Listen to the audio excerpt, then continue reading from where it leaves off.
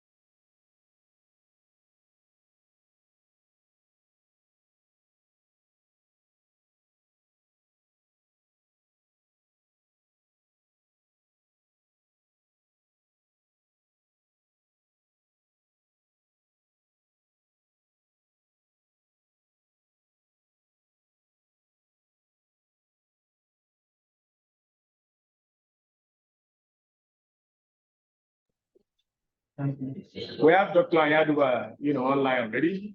Hi, Chigo. Yeah, there is also Marina up there. Marina, welcome. Yeah. Thank you so much. My pleasure. Okay, I think we can start now. Okay, I welcome every one of you to the fifth panel under the heading Language, Literature, and Literary Culture. My name is Ademola Adeshola. I'm an assistant professor at the Department of English Languages and Cultures, Montreal University, Calgary, Canada. It's my pleasure to chair this panel today. And from what I have seen on the document here, it's going to be a robust panel. So I encourage you to look out for those stronger interventions here today. Here is how we will proceed. Although I have written before now to the panelists that each will have 15 minutes to present. And now, given that all five of us are, present virtually and in person, I am doubting that those 15 minutes, will be, possible. So here's what I propose. Each speaker will speak for 13 minutes. And if you can speak for less, we would appreciate it, but there will be no gift for that. So, here is the order in which we will present. I will introduce all 5 presenters, and each of them will go in order of my introduction. So when you are done with yours, just yield the space to the next person. So the first panelist that will be presenting today is Ira Dworkin. Ira Dworkin is an associate professor of English at Texas A&M University, who has previously taught at the University of Kinshasa and American University in Cairo. In 2022-2021, he was an ACLS Burkhardt Fellow at the Radcliffe Institute for Advanced Study. He is the author of Congo Love Song, African American Culture and the Crisis of Colonial States. Ira is currently writing a book on the relationship of African intellectual and political culture to Black knowledge production in North America, focusing on the writings of Nicholas Said of Borno. So that's Ira. Our second presenter today is, of course, the acclaimed and, if you like, novelist Lola Akonde. Dr. Lola Akonde is an academic and fiction writer. She is a senior lecturer in the Department of English, of course, in our host university here. Our area of specialization is literatures of the city.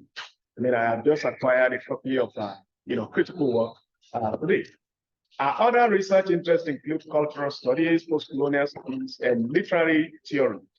Akonde has conducted extensive research in representations of urban spaces in the African North. Our book, of course, as I have just referred to, The City in Africa in the African North, a thematic rendering of urban spaces, analyzes 16 African novels that she believes are representative of city trends. Akonde has published 4 novels and collection of short stories, Suitors as Cars in Lagos, which was, of course, released as recent as 2018. Our third speaker for today is Dr. Chigo Ato Anyaduba, who you can see up there. Chigo is an associate professor of English at the University of Winnipeg, Canada. His teaching and research interests focus broadly on African and African Black diaspora literatures, as well as literatures about genocide and mass atrocity. In his present scholarship, he explores the cultural representations of genocide and mass atrocities in Africa. Anyaduba is the author of the book, The Post-Colonial African Genocide, Quest for Meaningfulness. Our fourth panelist today is Marina Vlahaki. Dr. Marina Vlahaki recently completed a PhD in literature at the University of California, San Diego. Her research interests include 20th and 21st century post-colonial African literature, critical gender studies, transnational mobility, and spatial studies. Her work has appeared in research in African literatures. And then we have our fifth panelist today, who is Mark Obinaka. So Mark, have you sent me okay, so Mark's bio is not here, but please, when Mark comes up to present, he will briefly introduce himself. So on this note, I yield the space to Ira. Ira? Oh yeah. So, yeah, you can go.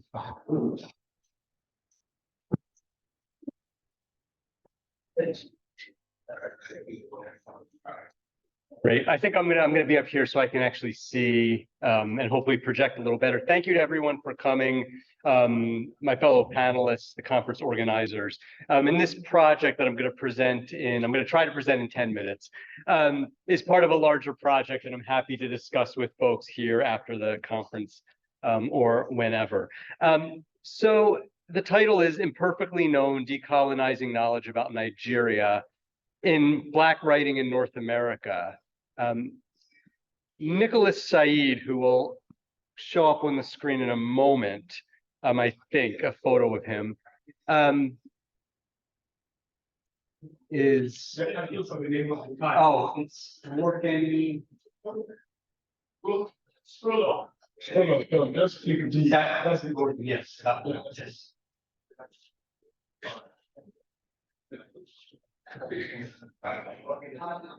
Okay, so I can control myself, I think. I think I can control. So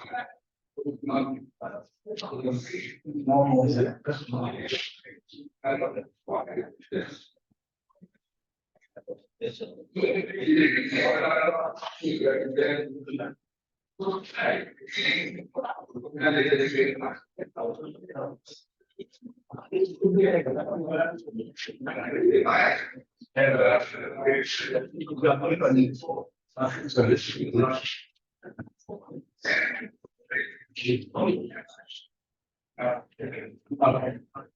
Do it that. Okay.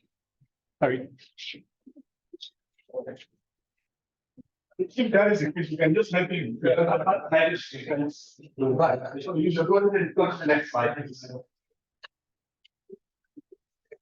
Awesome, thank you. Okay, so this is Nicholas Said. And so he titled his first autobiography A Native of Bornu. And he arrived in the United States in 1860 as a free person after being enslaved in Africa, Europe, and Asia. Said was the son of Barka Ghana, a distinguished general in Muhammad el-Kanemi's army during the Sokoto Wars. And this lineage is central to both of his autobiographies, which were published in the United States in 1867 and 1873. The next slide, please. So this is the cover page from his 1873 autobiography. I should mention there is a good online edition of this. I don't have the URL there, but if anyone emails me, I'd be very happy to send you a link if you'd like to read this book in a free online edition.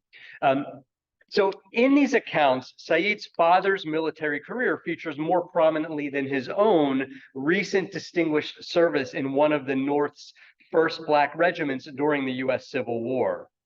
In the United States, Said has received only modest attention in recent years, and typically, as in the subtitle of a recent biography, it is to highlight his, quote, incredible life.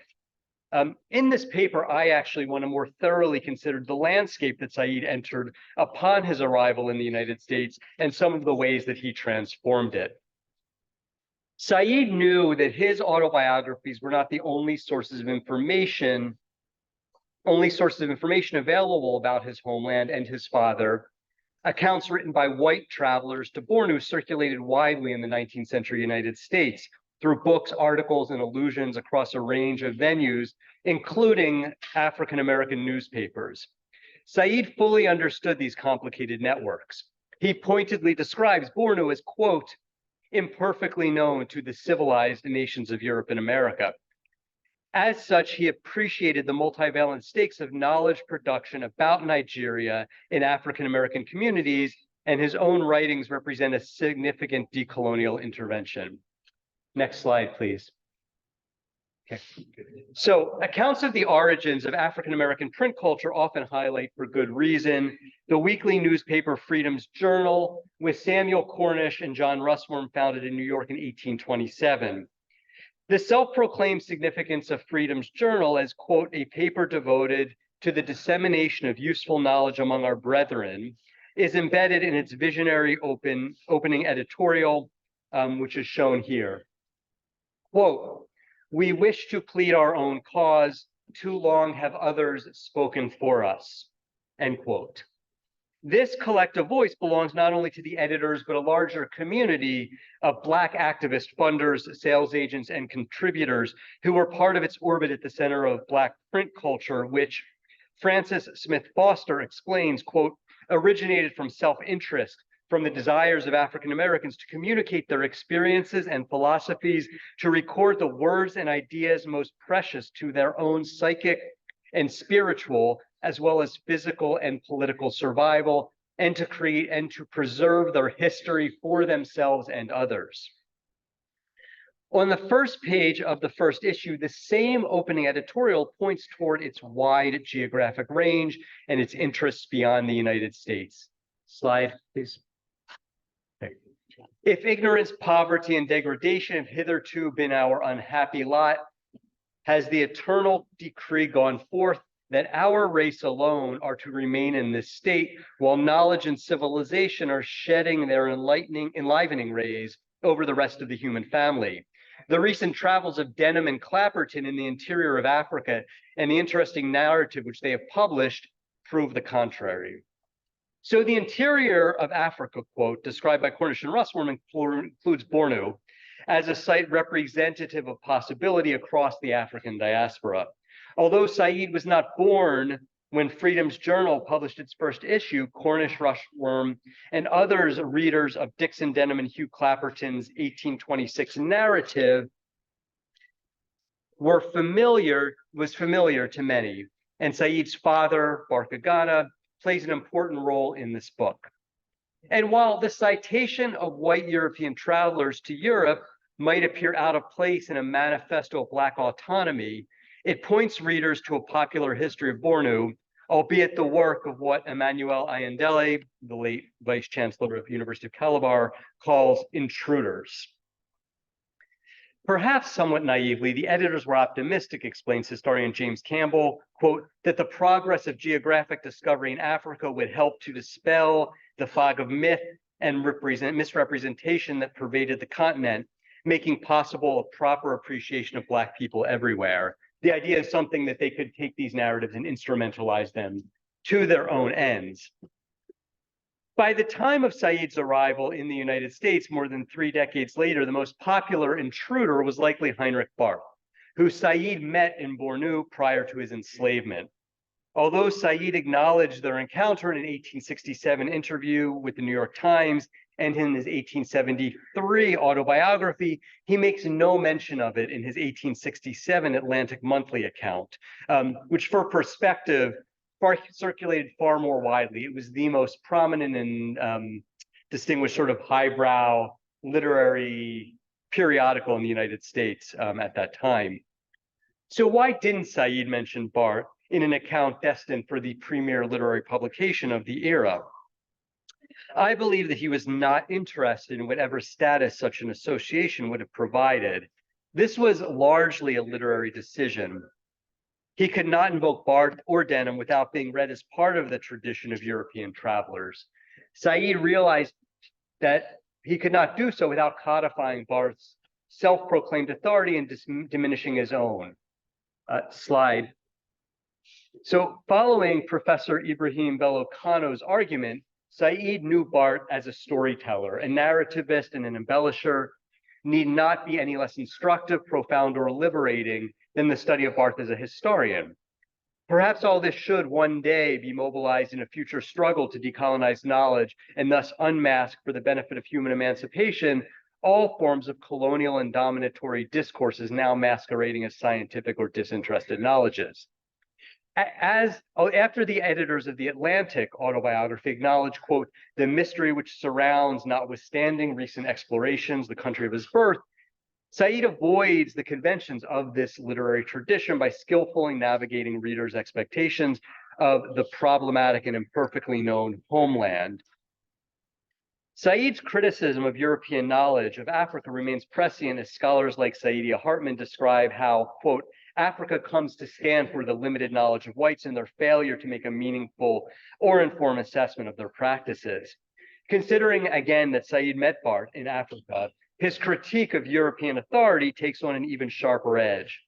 In his writing, he rejects Barth's supposed authority as what Bello Kano elsewhere, in line with Hartman, calls the spectator owner, who transformed the landscape into an object of possession.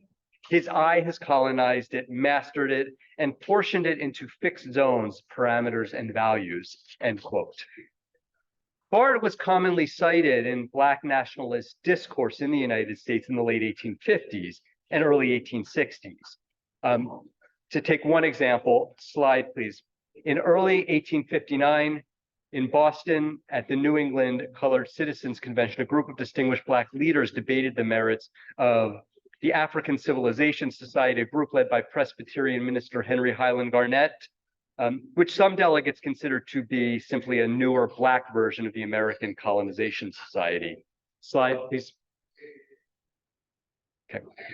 So Garnett insisted that he is not a colonizationist, and he said, quote, Any man that says I am behind my back is an assassin and a coward. So in the next installment of the Weekly Anglo-African, which was a Black newspaper in the United States, Garnett looks to white travelers for information. Quote, and colored men, while they have suffered the white men to plunder the land of their forefathers for living souls for 300 years, now that the wonderful discoveries of Livingston, Bart, Bowen, and others are opening the hitherto unknown wealth of that country, when God and science and unconquerable human energy have turned the tide of fortune in our favor, we refuse to allow ourselves upon it simply because some white men have impudently said, we shall go. So Garnett understands that the work of the African Civilization Society could easily be compromised and makes clear that any Black involvement in Africa must first and foremost be an act of self-determination. Quote, he who tells me I shall leave my own country is an impudent man, and he who says I shall not go is a fool. I will do as I please, either to go or stay. The common sense of the world is in favor of this movement. We hold no other sentiments. Said met Garnett a few months later when Said attended Garnett's New York church the week of his arrival in the United States. The following year, Said encountered another of the scions of Black nationalism in the United States, Martin Delany. Said met Delany in early 1861 in Detroit after Delany returned from an extensive diplomatic trip of West Africa from 1859 to 1860. During his travels, he spent time in Ilorin, which is known as a center of Islamic scholarship. And I saw an excellent paper, I guess 2 days ago, by Dr. Aliyu Alabi, a historian from Bayero University, discussing some of this history in the early 20th century. And so Ilorin, among other things, is known for the influence of Kanuri scholars from Bornu, from Said's homeland. And so this history actually suggests that Delany could have encountered Kanuri literary culture, or at least its influence, before he met Said in Detroit, and before he revived and revised his influential novel, Blake, which is a pioneering work of Black nationalist fiction, for publication in the Weekly Anglo-African in November of 1861. So he republished his novel basically in an important Black newspaper a few months after he met Said. So in his own writings, Said articulates a position similar to those of Garnett and Delany, which is to advocate for transatlantic relationships while avoiding forced colonization. Slide, please. Said remained deeply interested in, quote, and I'll just read part of this, my native country, how European encroachments might be stopped and her nationalities united, and considered how military training could aid these efforts. And part of the point of this quote is that Said, never sort of offers a kind of wholesale celebration of the United States, but understands sort of strategically, based on his own military experience, that the United States could be a source of technical knowledge for Africans such as himself. So by way of conclusion, I'd just like to offer a series of questions that emerge from this research. So what happens when the US Black press and writings by Garnett, Delany, and Said revise accounts of European colonial travelers in Africa? And what happens to that knowledge in these spaces? And what are the ways that African writers on the continent and in the diaspora are instrumental in that process? And as part of this, I think, to be clear, we should also ask, what are some of the limitations of these efforts? And in what ways, finally, has Nigerian knowledge shaped Black nationalist intellectual traditions in North America? Thank you.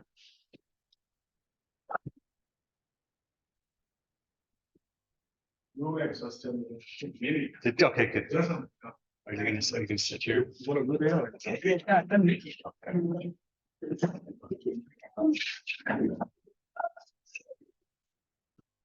Bring that for you. Just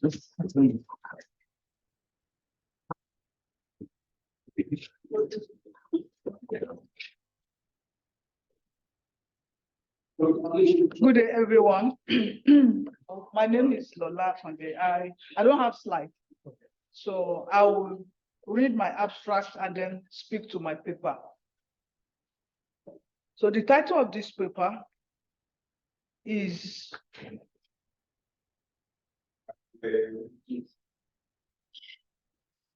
New Frontiers in Nigerian Creative Writing. New Frontiers in Nigerian Creative Writing, and the abstract goes thus. Interethnic relationships have generally been central to Nigerian literature, and the Civil War in particular has boosted the tradition of looking at how communities interacted. But some areas in Nigeria have been out of contention in the Nigerian novel. In recent times, however, areas such as the Middle Belt that were never anticipated by the earlier literatures have become central to the discussion of Nigerian literature. This paper examines recent efforts by writers of the Middle Belt extraction to produce books that deal with implications of the interaction between unequal power groups in terms of ethnic and religious movements in Nigeria. The paper uses E. E. Sule's Starry Sky, 2012, and Edifi Yakusak's After They Left, 2016, to show the explosive nature of the differences between various fractions of religious and ethnic groups in the country. The paper programs that the manner in which these new novels give explicit descriptions of the violence that have become known in the Middle Belt provide a broad picture of the frontiers that are opening up in Nigerian literature. It discovers that it was the mismanaged ethnic differences that led to former antagonisms among groups. And as remarked by Adejumobi and Kozi in their book, Introduction to the Routledge Handbook of African Literature, because these novels show, and I quote, the specifically ethnic coloration of cultural reference, which were either taken for granted as fixed or subsumed within other categories, end of quote, in earlier literatures. These new novels serve, I quote again, serve as a provocation for further reflections on the meanings of ethnicity in African literature. Basically, what this paper is about is the new frontiers in Nigerian literature, and particularly in the Nigerian novel. Our Nigerian literature has tended to be dominated by the main ethnic groups. We have the earlier novels written by Chinua Achebe from the eastern part of the country. We have books, plays, and novels written by Wole Soyinka from the western part of the country. We have The Last Imam, written by a northerner. And so, but there are many ethnic groups in Nigeria. And within this country, there are so many areas in the country that are referred to as the minorities. And it tends to happen that people don't get to know what is happening within the minority groups, particularly about the relationship between the minority groups and the majority groups that they live with. For instance, it is difficult to find novels or plays, or poetry that deal with the relationship between the Eastern Nigerian people and the minorities within the East. For instance, people from Cross River, people from Akwa Ibom, the minorities of the minorities. How are they faring?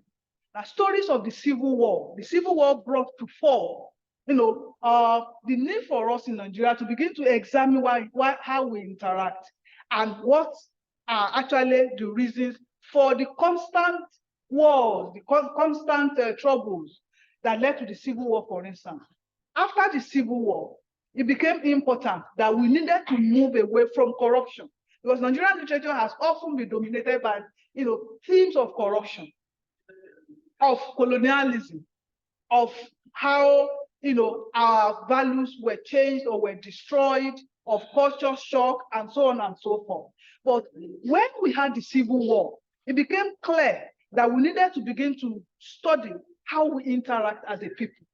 And what was it that led to the Civil War? That was when, there was a focus, there was a shift from the previous focus of colonialism and corruption to the relationship between groups in Nigeria. But even as we do this, as the Civil War has afforded us to do this, we often also discover that it is the majority groups in Nigeria that are writing these books.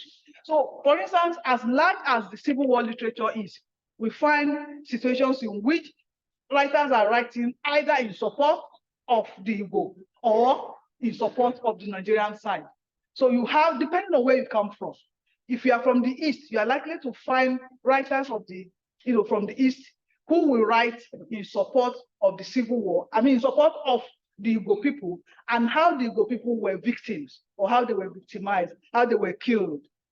Whereas if you read literatures produced by people from the Nigerian side, you find, writers trying to justify, why the war was necessary and why the Igbos had to be dealt with the way they were, and why the war had to end the way it ended. So these are always been. But recently and happily for Nigerian literature, we now have writers who are coming up, and these writers are from, the minority groups. So I chose in this paper to look at the Middle Belt.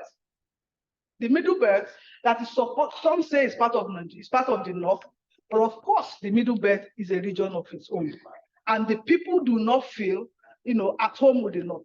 I give an example of how the minority groups in Nigeria have been marginalized in Nigerian literature with the new novel by this New York, My Village, Akpan.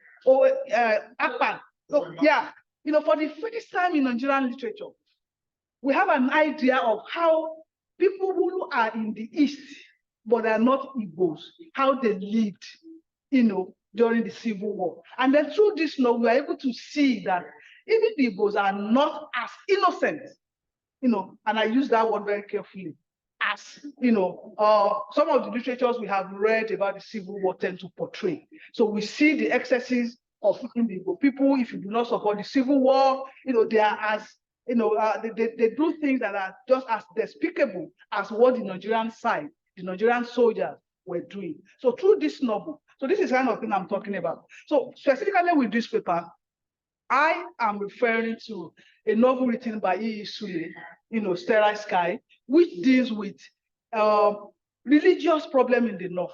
But we are looking at Middle Belters who live in the North, who are not Muslims, who are not Northerners, but who have lived in the North for long enough to believe that they have become indigenous and that they deserve the right to be respected. They deserve the right to have dignity of human person, and for their dignity to be respected. But we find a situation in which, once this religious crisis breaks out, ordinary normal lives are disrupted, and the targets have always been the non-Northerners, the non-Muslims. They are targeted. And what is significant about this novel is that unlike the earlier novels, unlike the earlier Nigerian literature, where writers tend to be shy, they don't want to, be explicit. These new novels are very explicit. They are not shy at all. So they give us the truth, which in fact, connects with the keynote of yesterday or the day before, about the authenticity. What is authentic about the Nigerian story? What is authentic about the Nigerian literature? And according to Femi Odugbemi, what is authentic is the truth. The truth, the fact that we know that literature, relates to human beings, and we should tell the truth. The story should be the truth. And so the new novels, which I consider to be new frontiers, are very explicit. They are very truthful. They are not shy at all. So we have in Sterile Sky a situation in which ordinary normal life becomes abnormal because of religious crisis, where we have a man who is a policeman with his family, many children, who is already poor. There's poverty. The police is not functioning well. And it is ironic that, people who wear the police uniform, who are supposed to protect the people, are unable to protect themselves.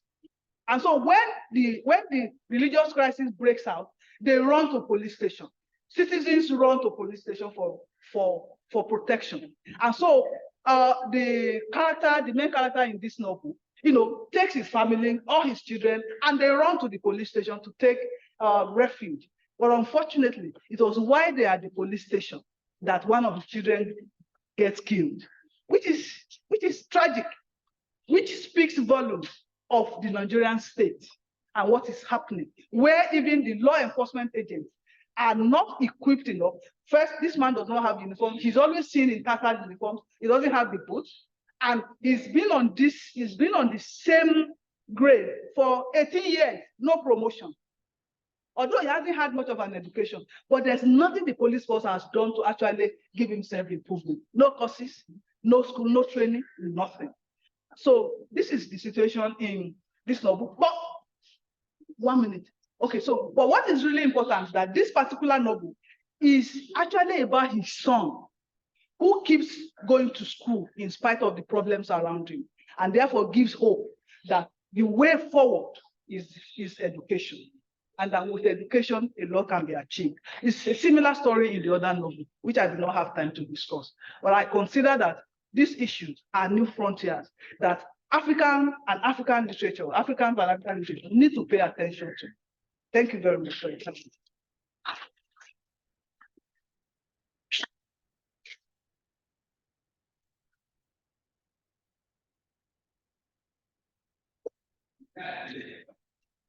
We will now have, okay, I think it has a slide. You know.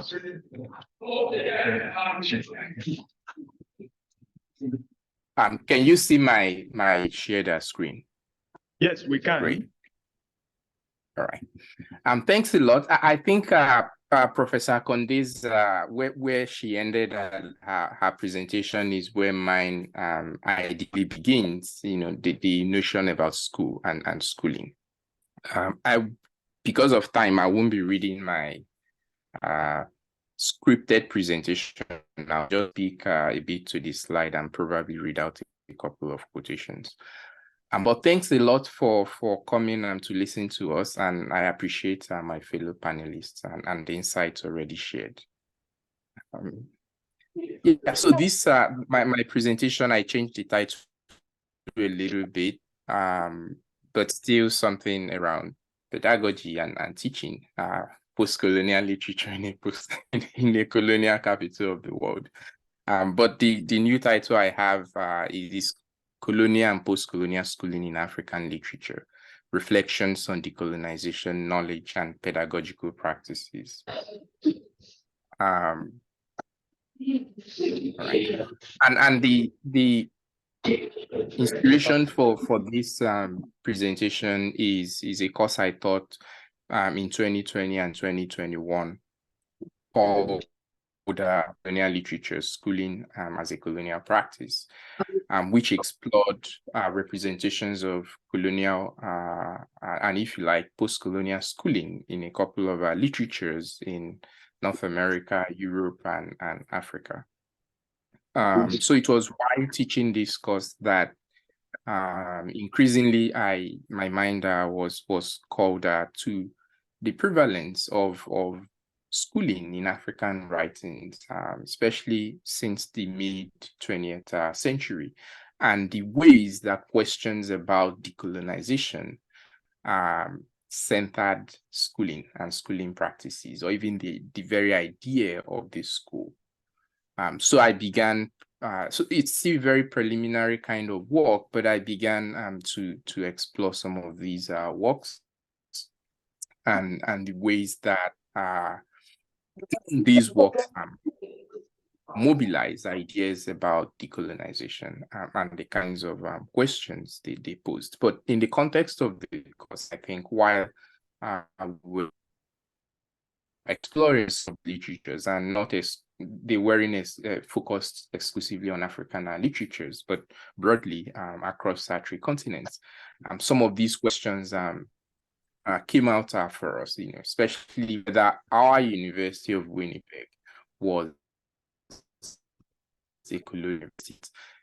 And if the foundation of our university was colonial, at least given the fact that Canada is a colonial state, is our university still colonial? If it's no longer colonial, when did it stop being colonial? And how do we mark the moment of that shift? And similar kinds of questions. If indeed our university is colonial, does that mean that students are still being indoctrinated into colonial ideologies? What's the relationship of current students to a colonial, a presently colonial university? But what was seen for me, an African that colonial project.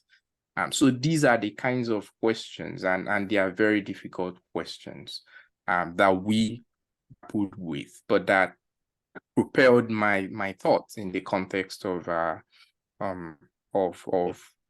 the preliminary work that I'm doing currently. And I must say again that these questions have relevance beyond the Kenyan context from where they originated. I think, in fact, that they are exceedingly relevant in a Nigerian context. We need to ask whether the kinds of school systems that we call post-colonial in say, Nigeria, whether they are colonial and what that means in terms of the kind of education that students are receiving there.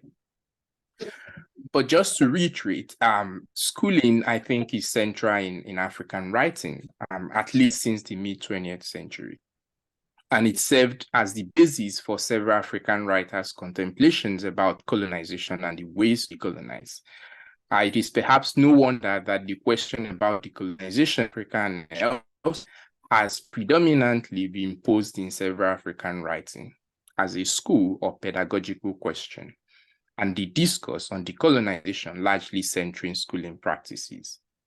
So when Ngugi wa Thiong'o, for example, published his book, Decolonizing the Mind, in 1980, it's a school problem that he approached the question of African cultural decolonization. The question of decolonizing the African mind was largely addressed in recognition of the epistemic violence of colonization and the role that the school or schooling practices played and continue to play in the colonial project. And by epistemic violence, I mean violence done on how we come to know and recognize things in general. In other words, violence done to our knowledge systems. So the violence of colonial brainwashing and the attendant practices of schooling colonized children into colonial ideologies that turn them into what Michel Foucault, for example, we describe as docile bodies. In other words, bodies of subjects upon whom colonial power can be exercised with little to no resistance or even awareness of the exercise of power over them. So that's the subject matter that many writers like Ngugi grappled with in their work in order to envision prospects for decolonizing. Several such works dramatize the processes through which colonial and post-colonial schooling alienates the schooled sub their society and transforms them into docile bodies at best or into pernicious colonial agents at worst. So what I think I would do is just to briefly elaborate this process of schooling as it has been portrayed, for example, in some of these works. But perhaps I think one work that helps me to summarize it best is Nervous Condition by the Zimbabwean writer, C.C. Dangarembga. I highlight in Nervous Conditions, I think, is applicable across some of the works you are seeing on the screen.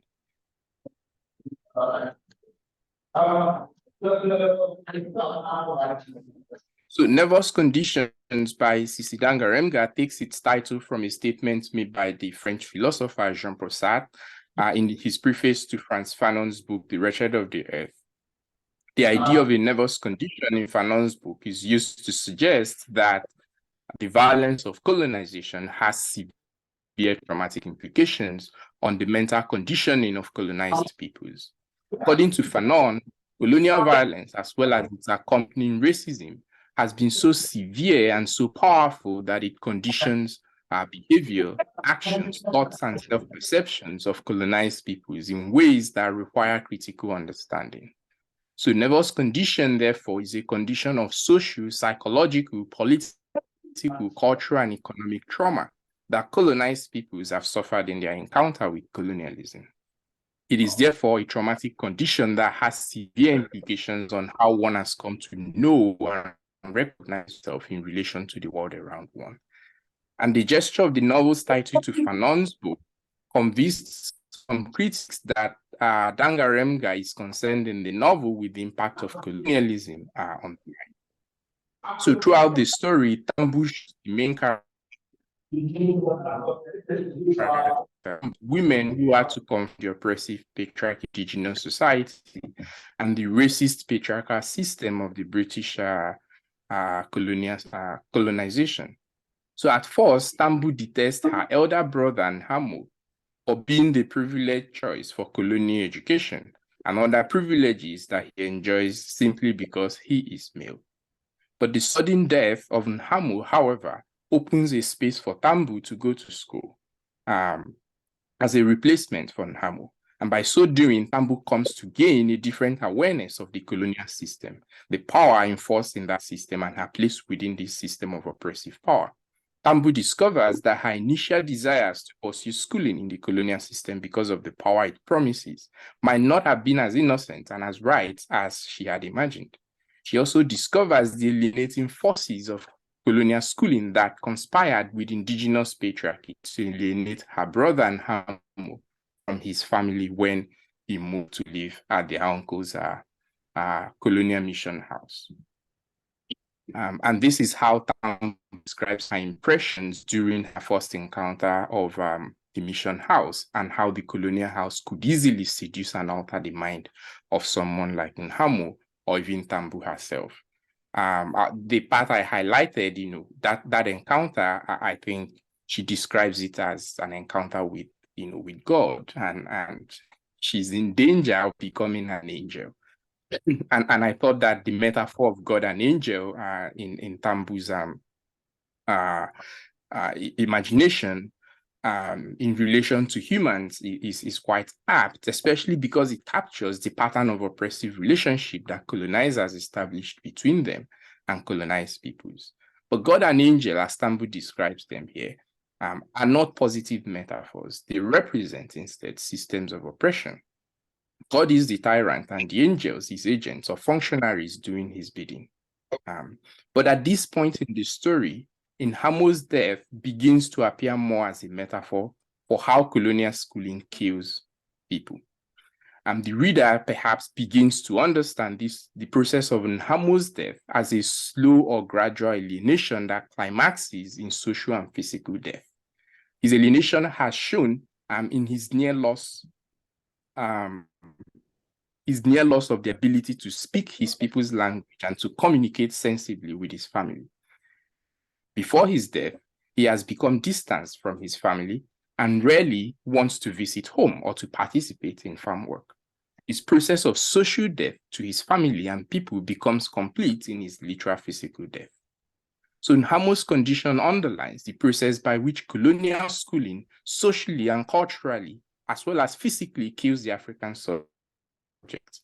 And there are several other examples of this imagination of colonial schooling as a site of the African subject's death, as one finds, for example, in Chinua Achebe's No Longer at Ease, with Obi Okonkwo's estrangement or social death in relation to his Igbo community, as well as in Ambiguous Adventure by Sheikh Hamidou Khan, the Senegalese novelist, with Samba Diallo's cultural and intellectual death highlighted in the story, or Taib Salih's Season of Migration to the North with Mustafa Said and the unnamed narrator.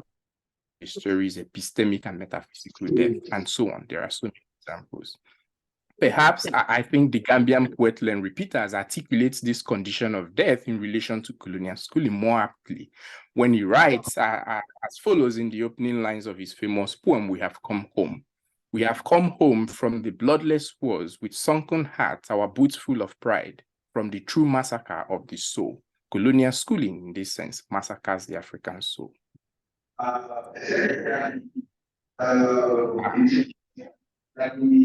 So this point about I'll just skip through this point about colonial schooling as the site of death, I think is one of the prevalent points that you have in many of these works. However, notwithstanding the evidence of what colonial schooling does to the colonized subject, Tambu, in the context of nervous conditions, sees no other viable prospects of freedom outside of schooling. She believes that she can navigate the colonial school with a critical awareness, and so proposes critical education as a decolonial vision and practice. So critical education is education that equips the subject with a critical awareness of the dynamics and workings of colonial schooling.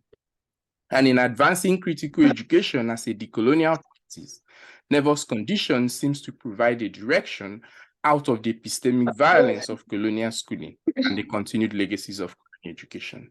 However, it is this vision of decolonization as critical education that I think I find fascinating and I'm interested in exploring further, because it came to occupy a more central place in how the post-colonial African school is put forward or contested in some quarters, accounting for how and why questions about decolonization morphed into questions about critical education.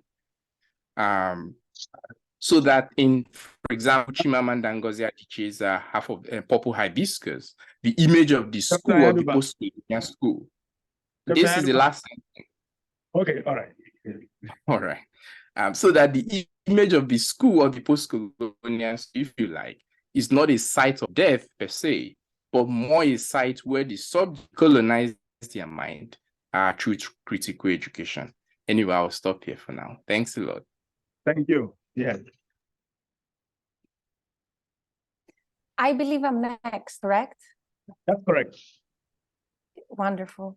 I have just put together a presentation. Can you please confirm that you can see the shared presentation? Yeah, we can see. We can see it. Wonderful. Thank you. I would like to say that it's my honor to be part of this panel. Thank you so much to everyone for organizing, and it was wonderful listening to the wonderful presentations. For my presentation is entitled "The Power of Storytelling," which builds to the presentation by Professor Ania Duba. It's about how this hairdresser resists epistemic death. So it's the power of storytelling, slum stories, hairdresser evicted. In this paper, I will read hairdressing as a narrative mode that combines feminist and African modes of expression, particularly storytelling, as well as body language. So hairdressing is both discursive and performative. So I will be looking at what Grace says while she performs her job, while she uses her hands to do her job. And this will be Grace. I apologize for the quality of images.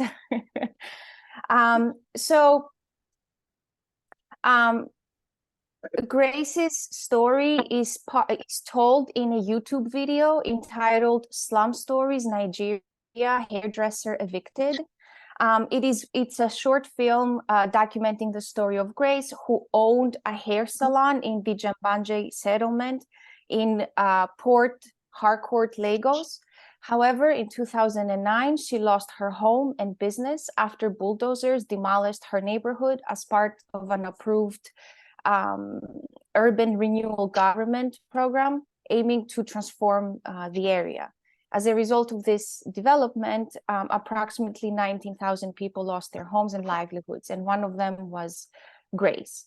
So this film is, published, made available on YouTube by Slum Stories TV, an online video channel about life in townships in different parts of the world. Given that this film is published on YouTube, Grace's story is meant to travel worldwide and to reach a wide audience. Grace tells her story both in English and her mother tongue. So, but there's always an English translation embedded in the video. So given that this story is available on YouTube, as well as, it comes with the English translation, this story is conceived as a global story meant to reach audience throughout the whole world. The story is the video rather is very short. The duration is only a few minutes. And also Grace tells her story very succinctly. It's very concise and straight to the point. and it is also told in retrospect. So those elements give this video a particular temporality, that of urgency and nostalgia, which are part of the message of the story that I will talk about in a minute. So storytelling is a feminist tool. Storytelling is an African feminist tool. In the famous piece by Buchi Emecheta, I'm a feminist with a small f, Emecheta establishes the power of storytelling as a defining feature of her work, as well as of feminism. She writes, I don't deal with great ideological issues. I write about the little happenings of everyday life. Being a woman, an African born, I see things through an African woman's eyes. I chronicle the little happenings in the lives of the African women I know. I did not know that by doing that, I was going to be called a feminist. But if I am a feminist, then I am an African feminist with a small f.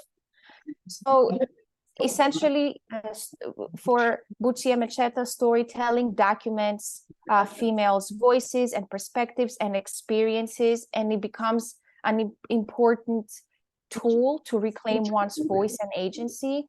And I feel this is exactly what Grace's story is about. So Grace tells her story while she's performing a hairstyle. Grace's story is told over the course of a hairstyle. In other words, the YouTube video switches between Grace telling her story of how she loses her successful salon in Njamanje and performing in hairstyle and catering to her client. And this is the client here, and this is Grace doing the hairstyle and speaking to us. Now, the YouTube channel presents Grace in this way. So first we see Grace's hand, then we hear her voice, and then we see her face. So her hand is the symbol of her skill, and it foregrounds the importance of body language in Grace's storytelling. So she begins her story. I remember the year I started my business. It was the year 2000. I started just like this with one dryer. When I was in Njamanje, I had 3 dryers and a generator with a bigger mirror and chairs, just like a salon in the street. The inside was nice. So when she's talking about her old salon, she feels pride. She was running a successful business. And there is a sense of place. There is a sense of nostalgia for what was lost, because her salon was experiencing growth and it was very profitable. So while Grace says this, while she tells this story to us, the camera focuses on her hands and on what she is doing. And she's doing precisely this. She's braiding she's weaving hair wefts. So this involves 2 steps. First, she has to braid the hair, the natural hair, against the scalp, creating tracks in the head, as you can see here. And after the tracks are created, a hair weft is sewn into them with precision using a needle and a thread. This technique takes a long time. It can take 2 to 6 hours, and it requires a lot of patience and a lot of skill. So this presentation highlights how skilled Grace is as a hairdresser. Not anyone can just do it. So the hairdresser must braid quickly and then sew the weft quickly with precision. So the scene captures how talented Grace is. So through her labor, through her craft, she's reclaiming her autonomy and her existence. It's not a coincidence that she tells us what she lost while she's doing this specialized skill. And also this hairstyle is multi-layered. It has two levels to it, the braided hair and then the hair weft. So this multi-layeredness applies to Grace's story as well. So by coupling Grace telling what she has lost while performing this intricate hairstyle, the video represents Grace in a more empowered way. And although at this moment she has lost her home and successful business, she's trying to establish another business, another successful business using her skill, her talent, which is what she has in order to survive. So Grace reclaims her autonomy not only through storytelling, but also through repetition, which is a distinct element of African oral storytelling. So soon after this, she retells her story once more. Now she tells it in her own native tongue, but an English translation appears, and she retells the story. My sister Iano, let me tell you how my place was. I had 3 dryers in my place and a generator. Weave-ons, I had all types, and hair relaxers, all types. I had apprentices. One was working with me, the other was learning, Victoria. Comfort was working with me, and I had plenty of customers. When I lived in Jamanje, the place was better for me than here. So we get to hear the same story, but in a different language and different details. Grace tells her story with repetition but variation. We learn about the circumstances in which she worked. It seems that there was a community there among the women that was demolished along with the settlement.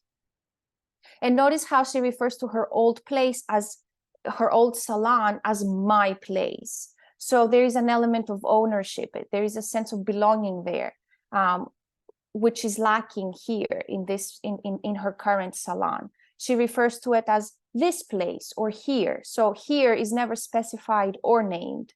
So in her new place where she's trying to make home again, she refuses to accept it as her new home or her new place of business.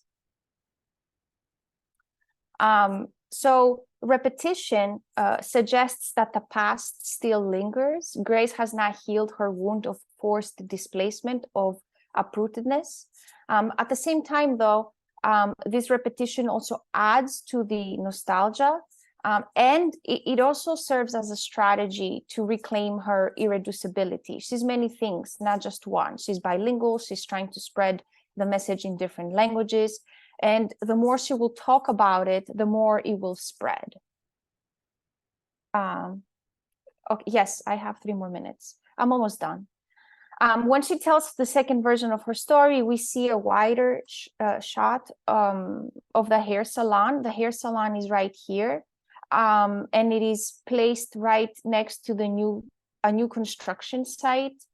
So her hair salon looks tiny compared to this larger concrete structure. So this visual contrast captures how Grace is up against a larger system. But although her business is so small compared to, to me, this building represents multinational corporations and companies. It might be smaller compared to these larger structures, but it's still significant. And it influences the community, and it has an effect on the community. So the cinematography of this YouTube, transitioning from a close-up where we only see Grace's hand to seeing her salon being placed in relation to the surroundings, just captures how, or rather emphasizes the everyday material life of Grace within a larger structure. And essentially her story criticizes the idea of progress that happens at the expense of others. People who are treated as less than, as Grace. Her story is a response to the unethical urban planning practices that completely disregard how the lives of people like Grace are impacted. And she does this through hairdressing. And I feel like hairdressing becomes a decolonial feminist praxis. We have repetition, we have storytelling and performing, and they work all together for her to claim her agency, her voice, and to tell her story. Thank you.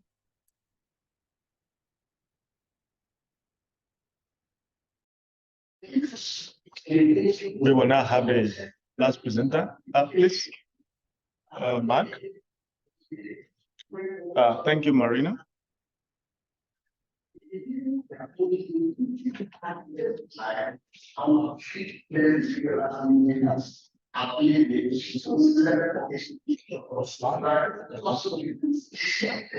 afternoon, everybody. My name is Mark Danka.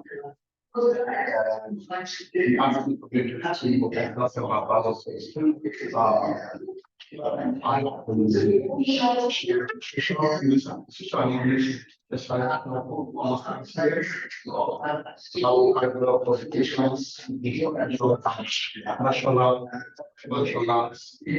I've also attended conference with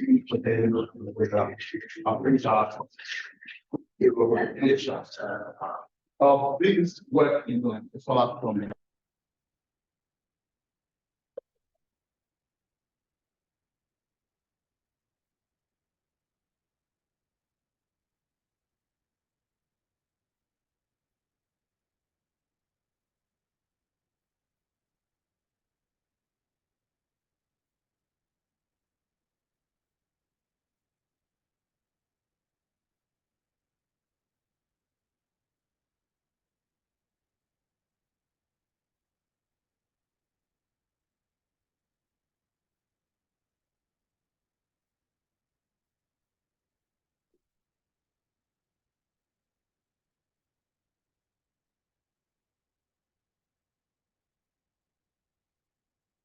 South Africa and Portugal and so, but now starting just and choose to look at relevant poems that speak to the colonial aspect.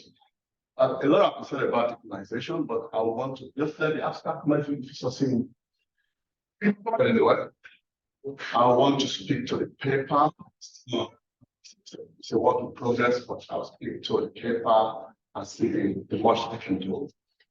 So, according to Clark, he looked at Brutus as one of those who gets taken in the words of later Daesh, who become global South African writer. He has to be a South African writer in the full sense, requires imaginative interpretation of the thing and a deep symbolic structure. There are also another critic, Michael Chapman, 1982, also identified two set of poets.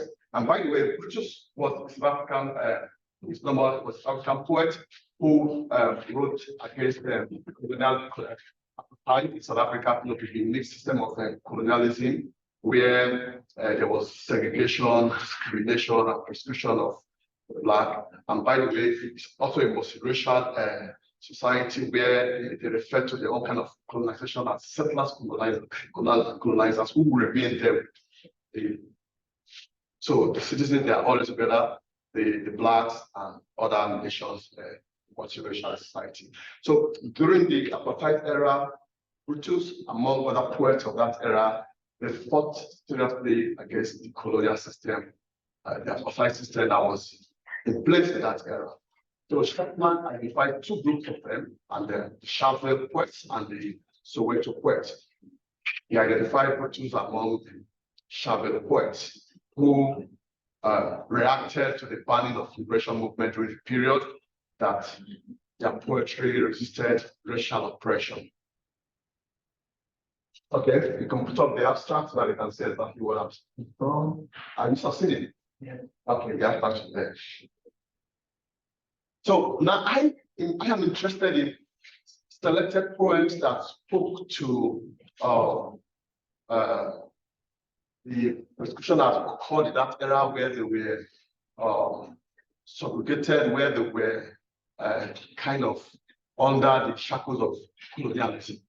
And to quickly speak on the aspect I want to look at colonialism from, let me look at the comment made by Akafo Gerrit, made by moment. Can get that.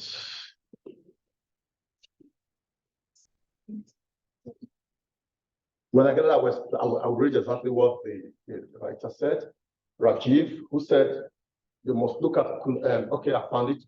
Rajiv Argument 2006 draws a link between poetry and post-coloniality when he emphasized that both should enable language to become a form of resistance in reshaping cultural self. He writes that radicalism is embedded in the theme of post-colonial poetry, as well as an attempt to imaginatively deal with the history of loss under colonial rule.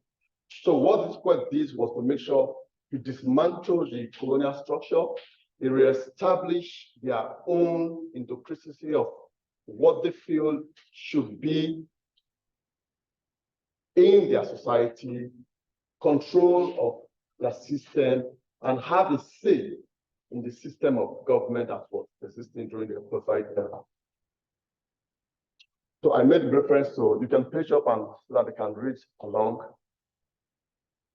Please arrange properly so that they can read along why I go down to, I'm interested in the selected poems that were relevant to issue of colonization. So first, I'm going to look at 3 poems. The first of these, Chaville. I also have a Troubadour at Transverse. Then lastly, as Remembering June 16. Really? So remember, so I said I'm going to look at 3 poems. First is going to be A Troubadour at Transverse by Denis Brutus. Secondly, I will look at Chaville. Then lastly, I will look at Remembering June 16. So if you page to page, you can page up to page 12.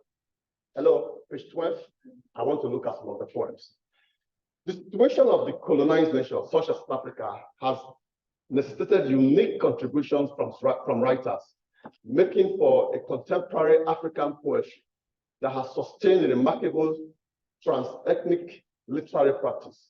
Some poets like Denis Brutus from this region exploit the link between the shared agony of the people of South Africa and a tradition of political protest and resistance across regions and periods.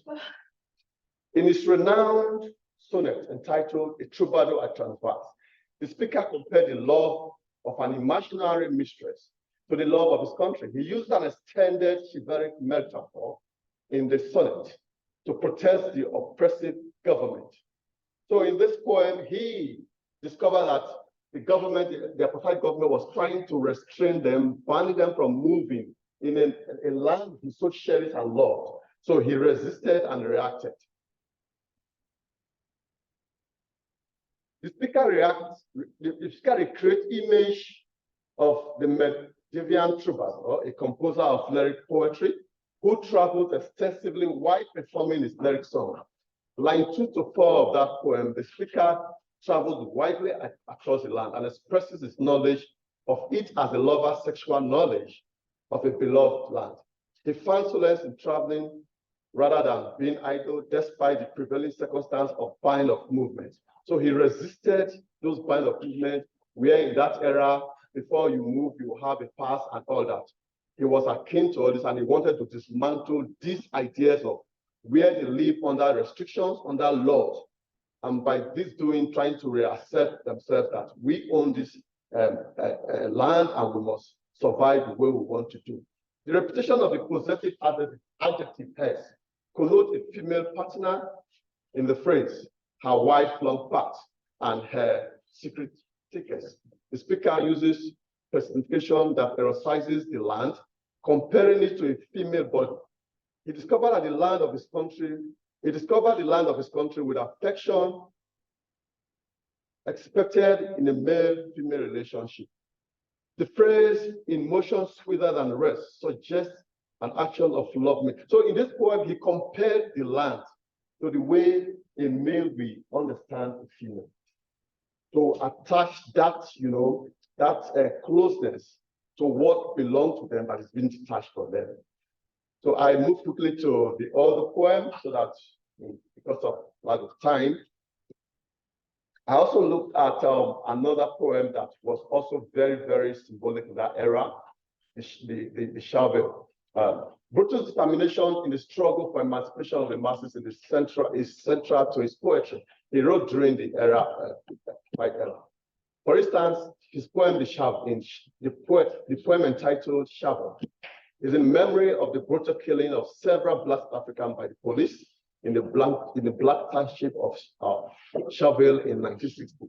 The poem addressed the stage over the brutal killing, while the citizens are the addressees.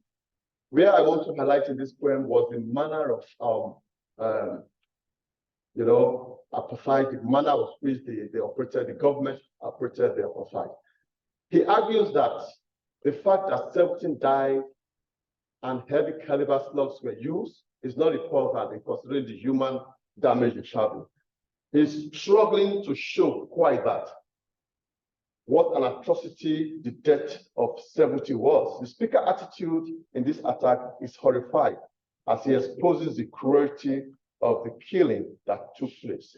At the point in that poem, he emphasized the manner with which the apartheid in that era was operated, and he decried. Let me see if I can pick up that point where he made reference to it. You have 2 minutes. So he said, in line 84, he stated the reason why he decried the nature of racial dominance practiced in his nation. He equated apartheid in his nation with snaring guns that choke people's life, and then juxtapose the blood that spilled in the dust with the rich loss of South African land. So in all this, he was trying to see how they can assert themselves and represent that which they feel belongs to them. Also, Boston is that of the last one, which is remembering June 12th, where instead of children who protested the language of instruction for teaching, which was not just only English language that we're grappling with, but they introduced Afrikaans. Afrikaans is a form of language, instead of people that I think from Dutch origin. So it's not even English and it's not an African language, but although they are all South African. So the students said, no, they don't want that language as a medium of instruction. And they protested. The issue was not properly handled. It escalated and they went into street. And of course, the police came in and they did the worst. Their life was cut short. And so in this poem, he referred to the aftermath, the aftermath of the crisis, the shooting that occurred. And he said, they are coming back through wind, through wood smoke, waving from fires and snow. So that's the beginning of the poem. And in analysis, I said, the speaker cataloged the young men, women, boys, and girls who are dead. He imagined them returning as ghosts to the place of their massacre. So in this poem, this was a clear, physical resistance to, a language that's akin to the people, which is what is trying to do, using his poems to restructure, to bring back what he feels should exist in the society. Apart from all this poem, it has also, contributed hugely to post-colonial literature, not only in Africa, globally, because he wrote beyond the African shore. He was exiled at the time. He wrote from exile, and so his work has really contributed to the growth of post-colonial literature in Africa and the world. Thank you.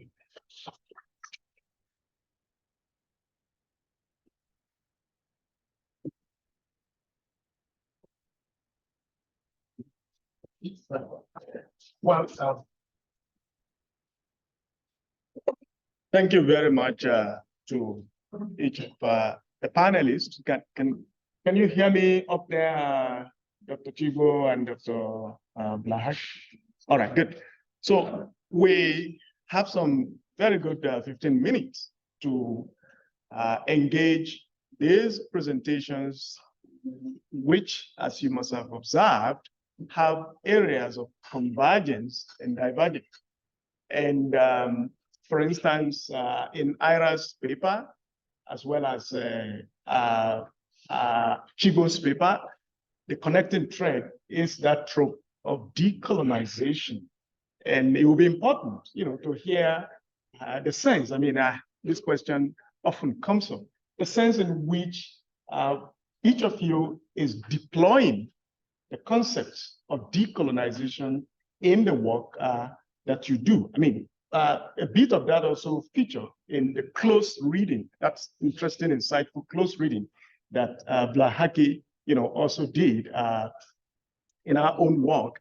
And again, another point of convergence is between, of course, Chibo's presentation and, of course, Lola's presentation, the whole question, of schooling, which emerges in this way. And there's also a divergence in that focus, because while Ayadiba, looks at this schooling as a tool, for decimation of the mind, Lola looks at it as something empowering in the text that she considers. And our last presenter, Mark, looks at the protest poetry of Dennis Brutus, the South African poet, and which raises a question about whether you think that or what do you think about the relevance of Brutus's poems to the current condition in South Africa?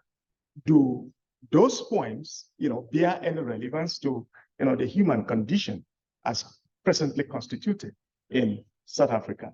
So these are questions that, of course, we can think about. And I have more. I would, move back and throw things open to the audience. We would take questions from the audience. So I see your hand first. So we have 1, 2, and 3. So let's first, deal with those 3, and thereafter, if there are more, we would welcome them. Over to you, please. Hello, everyone. I'm Olaton Gabby Williams. It's really great to be here. Thank you so much for the fascinating presentations. My question is actually for Mark Ogwinaka of Delta State College. Aspects of Dennis Brutus's protest, post-colonial literature and decolonization. I'm surprised that you didn't include the fact that he rejected the Mbari Poetry Prize as part of that, a really crucial element of that part of that protest, because it really does emphasize the fact that he was protesting against exclusion, segregation, whether it's from our end, whether we are the ones excluding and discriminating against them, or whether it's them excluding and discriminating against us. And that was the premise on which he rejected the Mbari Poetry Prize. I'm surprised you didn't include that as really a tool in his position that really gives a lot of authority and credibility to his anti-apartheid position. It's not just about race, it's about humanity. Yeah, none of that, because it's important that you raise that question. Brutus has a point titled The Agitated, in which he also looks at the fact that South Africa community in the same time, that South Africa so you will just see how it's All right, thank you so much. My question is directed to Professor Lola Akonde. And then the question is, how do we define these new frontiers in Nigerian creative writing? Like, do we say that, how do we classify them? Do we refer to them as only writers who are from this ethnic minority are to classify under the new frontiers in Nigerian creative writing? Or do we include Nigerian literary artists as a whole and classify them under these new frontiers?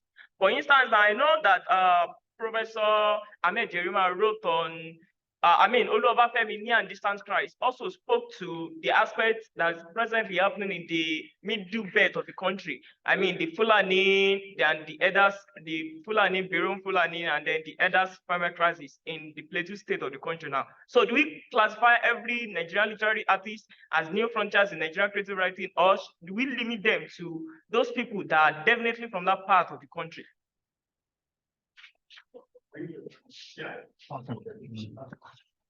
Okay, thank you, colleagues, for your very interesting presentations. I've got very few comments and questions, very short. First, again to Lola. Yeah, I find that very interesting because I've done some work also in that. I have looked at, well, let me not tell that story.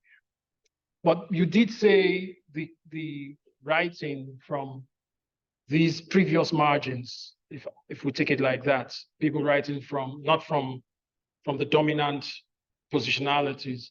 You use the word truth. I think I understand where you're going to with truth, but don't you think that's a bit heavy to say truth? Maybe supplemental accounts, maybe other ways of looking at what happened, because truth is very heavily ideologically laden and extremely difficult to prove in contexts such as ours. And then the next question would be for Ira. Very interesting work. I'm going to read that writer, and it's a good thing you said this work is there. Well, how did you decide to say he's Nigerian? Maybe you said that and I missed it. Given that the Kanem Bornos are spread between Niger, Nigeria, and then finally for Chigbo, I could use your introductory slide for my own presentation later. But are you being rhetorical, especially with your first question? Are you serious about the if? Let me stop there. Especially your very first if. Okay, so we will create summarized responses. Please, thank you very much. Thank you for the question. I wouldn't. It's probably because of time. My introduction, page 3 of what I gave to him to scroll through. I made the paragraph said, what I have, to my best of my knowledge, is what I was summarizing. Brutus was a recipient of the prestigious Umbari Prize, awarded to Black poets of distinction by the University of Ibadan in Nigeria in the year 1962. But I wouldn't know if he rejected it both. So what I know, but I will have to investigate and see if actually he rejected it. So that's what I know. And thank you for that observation. Right, thank you. Thank you very much. Yeah. Okay. All right. Okay. Thank you very much. The first one about was I referring to, or should we refer to every writer or just people who write from the Middle Belt? If I got you right. Yeah, I just chose the Middle Belt.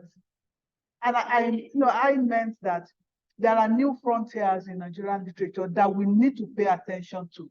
And I only focused on the Middle Belt. So I do not mean that they are the only people or they are the only writers or that part of the country is the only part that we need to focus on now. It is just the focus of the paper, that there are new frontiers, that areas in literature that were not anticipated by the earlier literatures are now being, looked into, and that we need to pay attention to these areas. So it goes for every other thing that is new, that is coming out, that our earlier literatures have either forgotten or they have not, done enough on these areas, that we need to focus on them. I just chose one, as to write upon. I don't know if I answered your question. And then, yeah, truth. I quoted the keynote speaker. He used the word that we should, talking about authenticity, that we should all realize that all stories are human stories about the human condition. And that what is important, what is authentic, is that we speak truth to the human condition. And that I just quoted him. I just quoted him. Thank you very much. Ira? Yeah, thank you for, actually, thanks to all the panelists for great papers and thanks for the comments. And thank you for the question. So it's sort of the short answer from understanding the question. So he was from Kukawa, near Lake Chad is where he was born. So we actually do know where he's from, if that's the, yeah, so that's where he was born. And I didn't mention that, which I certainly should have in this paper, but it's a small piece of a larger project. But to what extent would you say Kukawa during his time? Yeah, sure. I mean, that's absolutely a larger question. I mean, so the sort of short answer to an incredibly important and provocative question, how I would answer that is I am interested in some of the patterns of intellectual and cultural migration in what is today within the borders of Nigeria. And because my project is transatlantic, I am particularly interested in how the cultures of the North reached areas in the South where there were more people who were victims of the transatlantic slave trade, right? And so I'm interested in that kind of North to South migration as part of a larger sort of transatlantic network. And I'm oversimplifying what's a really, really important question, but that's kind of sort of how I would answer that. So thank you. Thank you, Ira. As a Chibo prepares to respond to the question posed, just a follow up with you, Ira. Yeah. I also know that Sahid, name was changed. Yes. He used to be Mohammed Sahid, Yes. Something. Yeah. We don't know if your work projects would also, pay attention to what is responsible for, the change of name. Yeah. So he's captured, again, there's a lot of details that I've left out, but in 1851, he was captured by Tuaregs, went to Libya, and then was in Europe. And so in Riga, Latvia, in 1853, he was sort of basically forcibly converted to the Orthodox Church. And so he changed his name at that time from Muhammad Ali ibn Said to Nicholas Said. And he describes he describes his conversion as being something that was forced upon him quite clearly. And there's a larger pattern of this that historian Sylvain Diouf calls pseudo-conversion. To which the one point I want to add to that is, and this is something I sort of think through a lot, is because he published the 2 autobiographies that are at the center of my project under the name Nicholas Said, and that's the name that in the sort of few manuscripts that we have, the name that he signed. I use the name Nicholas Said, but it's not unproblematic to sort of call him Nicholas Said. Yeah. Okay, after Chibo, I will be posing question to Dr. Balhaki. Please, Chibo. All right. I mean, the question about the if, I think it's a very insightful and provocative question. Thanks a lot for that. I mean, the if is my way of reflecting, I think, the unansweredness of the question in the course, right? We never exactly decided on whether our university was colonial or not, which in other words is to say that it is. And the fact that I think one of the things that came out of that course is a reminder that we still live in a thoroughly colonized world, which some people would describe as neo-colonial, but a colonial system that we don't exactly recognize in the way it was recognized in the past. So that if is a very loaded if, but it calls into question a lot of things, including my position as a professor in the Canadian University, as well as my students. On the question about schooling and my conception of decolonization, again, I think my interest is how the ideas of decolonization, especially in the context of some of these literatures, morphed from notions of land and reclamation of freedom that is very material to the ideas of mental or critical education. So what we call critical thinking now becoming the sort of framework for how we understand decolonization. So that's what I'm sort of exploring in the context of these works. And finally, well, maybe the one schooling is more is clear on its own. I just want to say something briefly about the idea of minority literatures in Nigeria that Professor Akonde mentioned, because I think that Biafran writings in Nigeria, in fact, the discourse on minority literature had been present since the 70s, right? You know, works the likes of Isido Bewo and so many of the writers who had been writing about that, Festus Iyayi and so on, right? So it's to understand that minority literature in Nigeria in the context of Biafran literature is not neutral. It's not filling in a lot of gaps, as it is in fact engaging in a thoroughly political project of the Nigerian post-colonial state. But I'll leave it at that. Yeah, thank you very much. Dr. Balhaki, if you're in less than a minute, if you can answer this question. I have two questions, just take any of them. We just want to hear you so that we don't leave you hanging there. Thanks for your presentation again. I am interested in knowing if you are also putting together other stories that you consider slum stories for a comparative analysis. That's the first question. And then the second one is, I enjoy listening to your close reading of this material that you presented on. I want to know what challenges do you have with helping students to cultivate this skill in their own practice? Yep.